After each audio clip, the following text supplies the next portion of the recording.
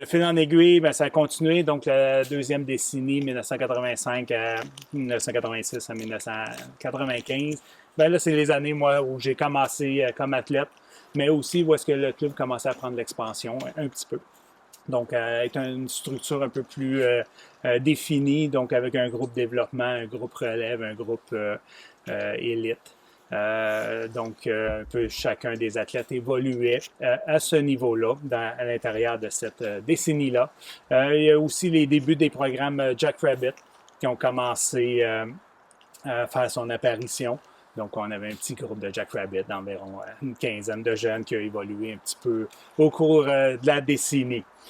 Euh, Ensuite de ça, c'est aussi une participation régulière à la Coupe du Québec, qui s'appelait Coupe Siltes dans le temps. Aussi une participation un peu plus régulière vers les championnats canadiens. Donc, les championnats canadiens qui ont été bon à mal an, qu'on a amené une petite délégation comme club. Il y avait l'équipe du Québec, mais aussi on se joignait, nous, en parallèle là, à l'équipe du Québec, à faire les championnats canadiens avec 2, 3, 4 athlètes bon à mal an. Pas mal ça qui s'est passé. Il y a eu une grosse mise en place aussi d'une certaine structure au niveau de la gouvernance aussi.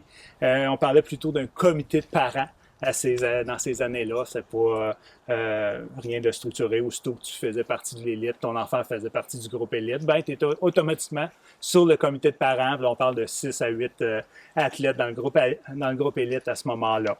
Ça grossissait tranquillement vers la fin de la décennie.